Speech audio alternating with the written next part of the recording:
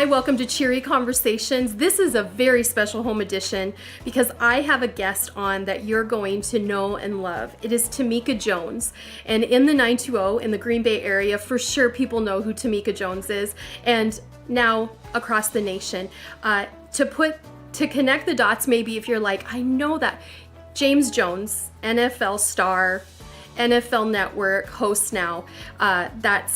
It's his better half. Let's just be honest. Tamika is the great part of the good part of James. So anyway, we're here with Tamika. So Tamika, will you tell us about your connection with the 920? Maybe for any viewers who don't know all of the specifics about how you got to Green Bay, your time here, and then how long you've been gone, because you've been here a couple times. Yes.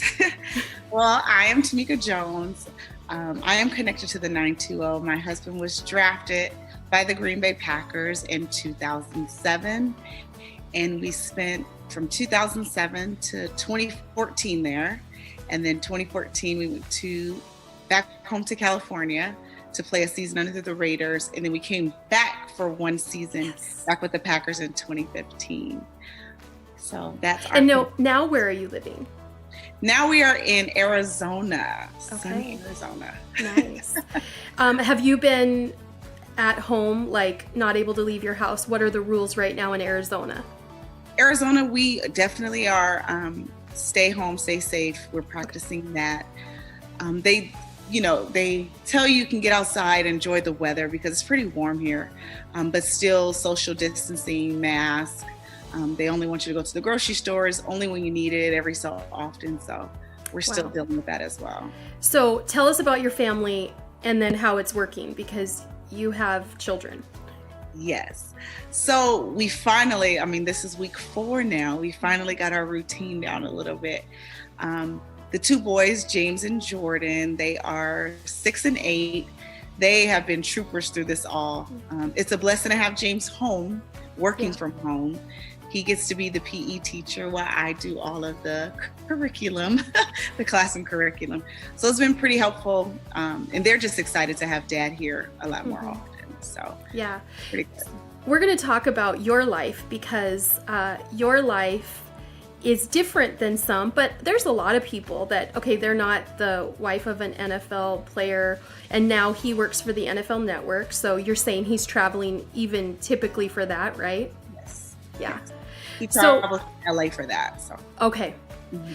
So I think that people can relate when their husbands or wives are military or travel with work. It's interesting, in Green Bay, we have a lot of people that travel domestic, but also internationally, like weekly, which is really interesting that we're a bit of a hub for, some major companies that fly their people. So there's a lot of families that they don't get to have their spouse around all of the time.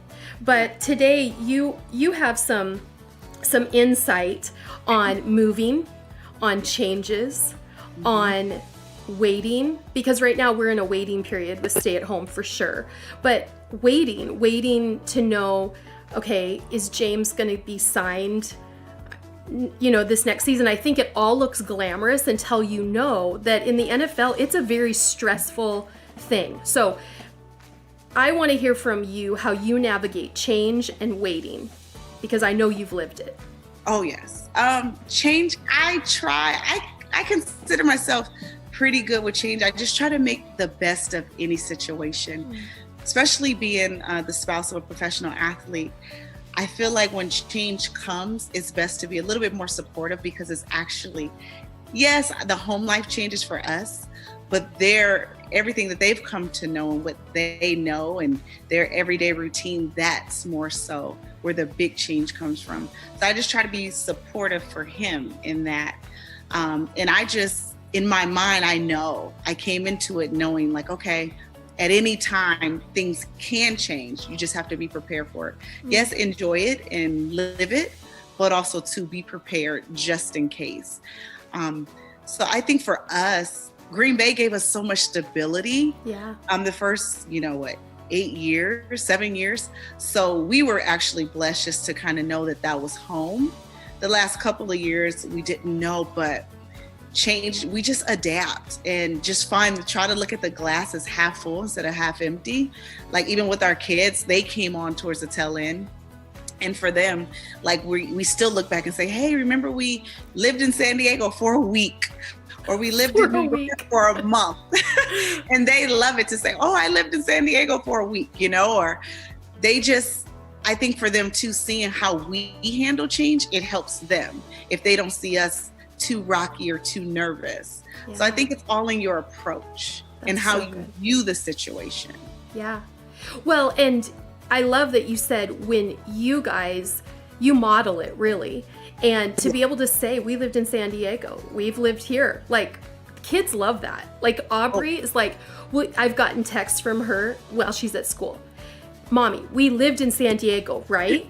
I'm like, yeah. She's like, what part of San Diego? And I can tell she's trying to prove it to her friends who are in Wisconsin. And she's like, but we also lived in Houston twice, right? And so now it's like her claim to fame, whereas we thought we were like ruining their life, moving them all over the place. But it really is like, who gets to say they've lived all over the nation? And I love that you model it with your perspective. Yes. So and good. I just think it's important too. I know for kids sometimes with friendships and even us as adults with relationships. But one thing I can say, even with the NFL, like we've been so blessed for James to do what he loves financially, the spiritual relationships, but we have friends all over the country. My kids can FaceTime, you know, some of James's, you know, teammates, their kids. And, oh, I have a friend or a cousin in Texas. And, oh, I have someone in Georgia and Florida and, you know, South Dakota. Like they have friends and family, extended family all over the country. So whenever we travel somewhere, we take the kids to Disney World, we'll call Nick Collins and his family like, hey, we're in Orlando. Or if we're in Texas, we stop by and see the Williams or the Drivers. Everywhere we go, we have an extended family and an extension to show our kids like, yeah, change happened, but now look at what has come from the change. Right? A family that's all over the place. Yeah. That's so cool. Okay, but you did say South Dakota. I'm from South Dakota. Who do you have in South Dakota? Let me be honest. Actually, my children's godparents live in South Dakota now. Abdul Hodge. Our Packers fans will know him. He was drafted a year before James in 2006, and he is the linebackers coach at South Dakota. Or no, yeah, I believe it's Is it Brookings or Vermillion? South Dakota State? Yes, Vermillion. That's their so city cool. that they live in. Yes. That's so cool. The kids, like, they love to see that, and she'll show them the snow. Of course, they know the snow, but like they just to see that. And even being in quarantine now, like some of the writing assignments I give them, they write everyone all around the country, like as a writing lesson. So they love to see like, wow, we're sending letters to all these different states and places. So. That's so cool. I love that because there are parents that I think can feel guilty about, you know, I was raised in the same house, went to the same school, knew the same people my whole life, and now look at I'm moving my kids all over the place. And I had to get out of that mode of just feeling completely guilty and realize there are benefits. And I love everything you just said because some of our listeners and viewers can just change that perspective in themselves. So also, obviously, you have dealt with change, but how has change disrupted your pattern? You just talked about it's taken 4 weeks. Now you're in a rhythm. What are your suggestions for people who now we don't even have an end date on this quarantine? Or once we're out of this quarantine, okay, so then, and quarantine's probably an extreme thing to call it, but the stay at home order, how do you, when change happens, how do you get a new rhythm and pattern started? For us, I mean, it took a couple of days, but I am a pretty structured person. I'm an educator as well. So for me, sometimes it's like, okay, I strive for structure and I strive for order. Even like people laugh at me since my kids were babies, like they never slept in our bed. It was like, okay, this is the bedtime, they're on schedule. And it just works for me because yes, disruptions can happen, but you kind of know what comes next. And I think my kids thrive off of that because they've been doing it since they were so young. They thrive off of a schedule. So I got a whiteboard and I'm like, okay, the first couple of days, I'm just like, okay, we'll do outside. I try to keep it as close as what they do, as closest to what they do at school. Oh. So a typical morning, we'll wake up and I wake up first, we pray, they read their Bible, we'll have breakfast, they're dressed, ready to go. But I give them outside time for 30 minutes before we start any school. And that's because that's like driving to school, or if you ride your bikes to school, or when you're at school a little early and you get the 20 minutes to socialize and be with your friends, and then you go into the classroom. So I don't want them to be in the house all night in the morning and then go straight to having to sit down and focus. Wow. So we get about 30 minutes outside time, free time, whether you want to ride your bike, whether you want to shoot shots, even if you just want to do sidewalk chalk, you get 30 minutes to do whatever you want to do outside. And then we come in, you'll have a snack, start school. And then after school usually lasts for us at this age about an hour and a half. And then they have lunch. After lunch, it's PE with daddy. After PE, they have another snack. And then it's outside, like free time at that point, dinner, and then go to bed. So that has helped us just to have structure from that standpoint. They know what to expect. And we have a big whiteboard to where they see, okay, this is what we did. This is what comes next. That's so good. Yeah, I try to just, at least for me too, for my sanity, I kind of know like, okay, the kids know and the expectations there, but it's everyone's on the same page. That's so good. Wow. So I need to incorporate that because my kids are sleeping in late. And then, yeah, it doesn't feel fun to go from the bed to the table immediately. But never because they don't have to get ready or a car ride. Never wake a sleeping child, though. Never. I have to agree with that. That's so good. Wow. Well, I for sure have learned from that. I'm sure many others. And I mean, your kids are elementary age. So, you know, that makes a difference too. Yes. Yeah. Okay, so I know that you have people who have influenced you because you have a lot of wisdom. I mean, and a lot of that is your faith. I mean, you and James have been outspoken about how much you love Jesus. You were a part of Life Church from our first building, which was that tiny little building. I remember when, I don't know if you were with James the first time, but for sure, I remember him walking in and thinking, why would he stick around in this little tiny church? We were there. I think the babies were young, so I think I was in between like the car and children's church. Yeah, probably. You were in mom mode. You had one at the time. Yes. Yeah. And I just remember thinking, really? Like, of all the churches, why would they be at our little tiny church? But we immediately connected with you guys, and we could tell it was the real deal for you. It wasn't like a compartmentalized church on Sunday, and then it didn't really affect the rest of your life. It's ingrained in you guys, for sure. Which probably is why you have had such a blessed life, a long career really in the NFL, a long career, a long time in Green Bay. And then you're so loved by so many people in the city outside of the team, outside of the Packers. You helped Cupcake Couture get off the ground. And that's still, I know it's a new owner, but it's still going, other than I think we're all shut down right now. The exchange is shut down right now, but it'll be back.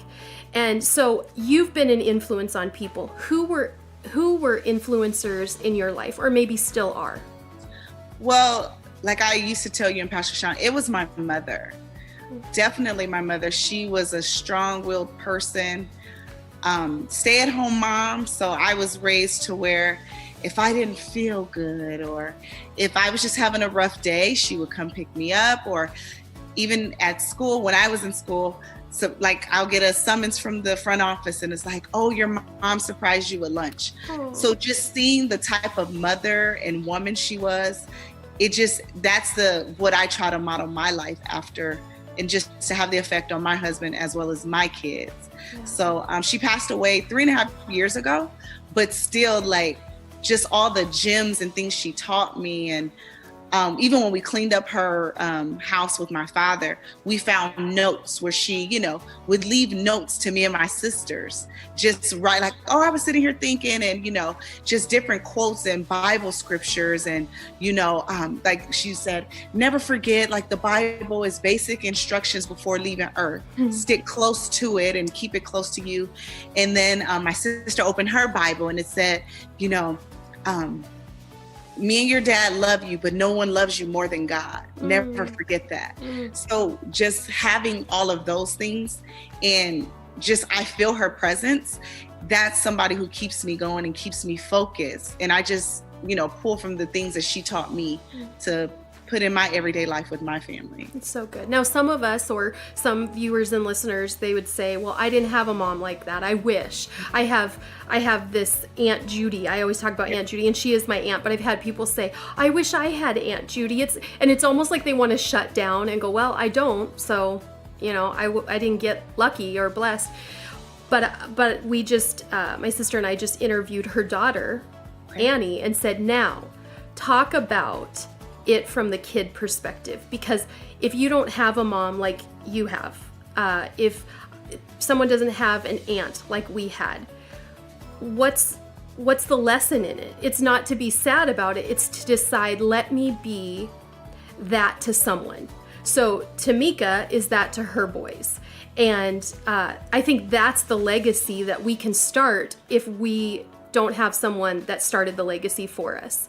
And really what you have is you looked at your mom and go, okay, I want to be like that to the people in my life. And you have been.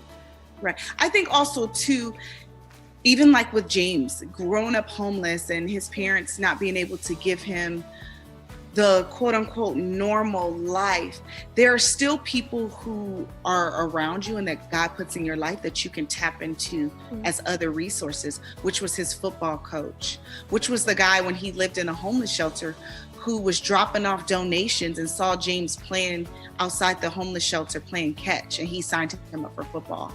If you want someone to lean on, I would say 9 times out of 10, you can find it if you're open to it. And sometimes it comes in a different form. It could be a girlfriend. It could be a friend's mother. It can be a teacher. It can be just different. There's different people who can make themselves available for mentorship. That's so good. You're open for it. Right. If you're teachable. Yeah. Yeah, which is such a huge quality. That's amazing. Okay, speaking of James and you, because you just said this, and this is similar to Sean and I, probably another reason we click. Sean came from like a rough part of town. He came from a rough life. There was a point where Sean was homeless. I think we told you guys. I mean, it was probably only a few months, but he was sleeping on the library heater outside of it because he had gone to juvenile hall. And then this was in his early teens. And when he got out, his parents had lost their house and moved to an apartment, and he didn't know where they were. And there weren't cell phones. So until he found them, he was on the library heater, staying warm at night. So granted, James was homeless for a long time, but I come from this very close-knit family from a ranch in South Dakota, and my parents were very involved, and Sean came from that. What have been the challenges for you and James, and then how have you found actually the magic in that difference, that there's such difference? Well, for me and James, I think we're a pretty good balance. We are different in a lot of ways. He helps me to relax, where sometimes I'm more so like, okay, we got to do this, we got to do that, where he's like, just like, even with this quarantine, it's been a blessing having him home, because he says, take it day by day. He said, I wake up every morning thinking everyone's going to be healed and it'll all be over tomorrow. He's like, so I take it day by day. He's like, I'm not the planner. He's like, and I know you are. He's like, but sometimes you have to learn just to roll with the punches. And that helps me to say, you know what? You're right. Focus on today. And in our marriage, that's something that we strive to do. How can Tamika make James happy today? And if you work on each day, before you know it, you've strung together, like us, 12 years of marriage. So just living in the moment, he's taught me that. But I've helped him in areas too, just more so structure, because he did come from a childhood where he went to maybe 5 different elementary schools and not having the stability until he got to high school. And I grew up I was one of those people who grew up in the same household from the time I was born until I went away to college. Wow. So same household, same elementary, middle school, high school with all my friends. So the childhood just built on top of each other. So that's something that we kind of balance each other out. And when we did premarital counseling, that's some of the things that the pastor talked to us about different upbringings and how it can be challenging in a marriage because of the things that I saw as a child and things that James saw as a child. It gives you 2 different skews on what a male or a female's capacity is and what they can do and what the expectation is. Whereas James, sometimes he's like, oh, I really don't expect people to do anything for me or be there because I've been let down so much in life. And people tell me, oh, I'll be at your game, and they never show up. Mm-hmm. Whereas me, I was raised, you should be able to expect stuff from people. Mm-hmm. And it's okay to have that level of expectation. And that's normal, but that's a very big difference. It's so good. I think, again, you're big on perspective. I mean, you may know that, but I'm sensing that from the perspective of we've moved a lot. We have friends everywhere. Like, that's a good thing. And then the perspective of James chills me out and I bring structure. Perfect. You guys complemented each other rather than compared who knows how to be married better, who knows how to do this right. That wasn't your game. Also, you said, so focus on today and how to make James' life better. So interesting. My Aunt Judy, in a recent conversation I had with her, she talked about marriage and she said, we've just determined, she's been married for a crazy amount of years, 40 some or 50 some years. And she said, every day we just have to ask, how do I outserve the other? And I was like, mind blown. But literally you said the same thing in different words. How today can I make James' life better? Because if you're doing that, even if he doesn't start out doing that, he's going to start to return the favor. Right. And I think a lot of people are pointing fingers in their marriage saying, she needs to do this better, or she never does that, or he's terrible at this. And it's all of the negative perspective. And we're waiting for the other to do the right thing instead of just, how do I outserve? How do I outlove that person? And I love that you talked about day by day. Like, when I think about the Safer at Home and I don't know an end date, that's what paralyzes me. That's what brings me anxiety that I don't admit I'm even anxious about. But if I just go with, it's Monday. All right. How's today going to be? Yeah. Love that too. And it's funny because even James, we've been talking lately in our marriage, and we talk to other friends and people who are more so the newlyweds. And sometimes I've learned, and even us early on in marriage, so we tend to focus on what a person isn't doing instead of what they are doing. And when you do, if you compare the 2 lists, 9 times out of 10, they're doing more than what they're not doing. That's so good. So if you focus more on the positives, then you will get through, you'll be willing to work through the negatives. Yeah, that's so good. And well, I mean, James being homeless, James going through what he went through, even when he wasn't homeless, just, it was a struggle. It was a life that was an uphill climb, right? Yeah. And I have noticed anybody who's had to go through a hard time in life, afterwards, they typically feel like, is anything that big of a deal?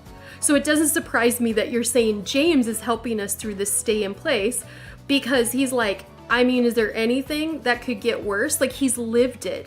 And so as much as it's hard to go through hard things, when we know that God makes good of everything, he makes good of James. I mean, James is a chilled guy. I mean, Sean just needs to hear his voice and he laughs, because he's just going to bring the whole conversation to this like relaxed, fun way, because now he lives a great life in comparison to what he did. And I think that's his perspective too, because for him, the hardest part about this, his heart goes out to the kids who are in the homeless shelters right now. And he said, I couldn't imagine being in my 6x6 room with my mom and my sister in quarantine, so we can't be around the other residents. I can't go outside. Like, they don't have school as the outlet. The only probably time they get to go out is when they go pick up the meals from other places. He's like, my heart goes out to those children, or even children who school was their outlet, just to, even if they lived at home, just their time to get away and not focus on the pressures and the stressors that they see their parents going through. Yeah. So, well, I know you guys have always been very generous and have worked with people who have lived that life, and that's just who you guys are. And I believe that that's in direct correlation with why you guys have been blessed. I mean, you guys have not had to struggle, or we noticed you weren't fearful when James wasn't with the Packers anymore, or you were waiting to see what team he was going to be with. And that has nothing to do with you just live this special life in the NFL. This has to do with your faith and where your hope comes from. So thanks for being a model. You are a model, both of you guys, to couples in the NFL. In fact, do you have anything that you guys have up your sleeve? Because we've talked a bit about that, and it sounds like you're having conversations with people who are newly married. Right. Maybe you're talking people in the NFL, I'm not sure, but do you have anything you're working on when it comes to ministering to couples? Well, right now, I mean, for the past, it's been close to 8 years now, 9 years, we do our annual couples trip.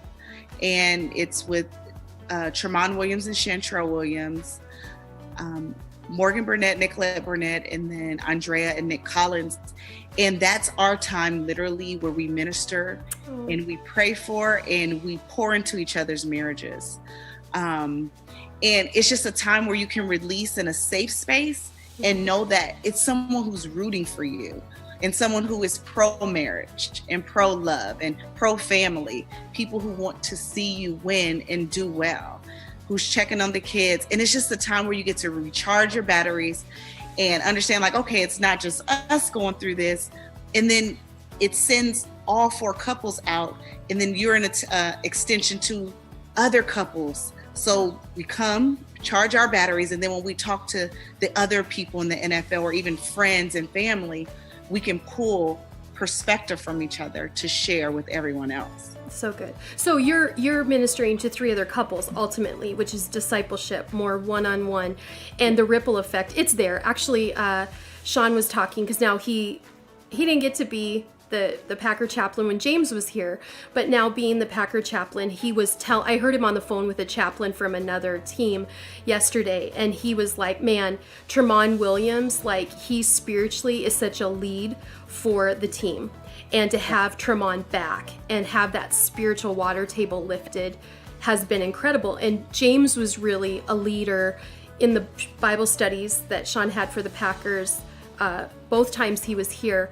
But Tremont, it's true. It's a testament to what you guys are investing. And Shan and Tremont's marriage is awesome. Like, you can tell. So I love that you're not going, okay, well, we want to get 100 couples and then we're going to be on a big stage and that's how we're going to do it. You guys are doing it in that true discipleship form. So thank you. Thanks for modeling that. You guys are awesome. We love you, and it's been so good to connect and see your face, your cute face. So we're going to wrap this up. I'm so glad that you were all a part of this conversation, and what a treat to have Tamika Jones. I mean, this is a very special Cheery Conversations. So if you'd like to connect with me, you can go to sunnyhennessy.com. I'd love to know if you have other guests in mind. This show itself may make you think, I wonder if she could interview this person or talk on this topic. So you can do that by going to sunnyhennessy.com. Otherwise, we'll see you for the next Cheery Conversation. Thanks, Tamika. Thanks for having me. Bye. Bye.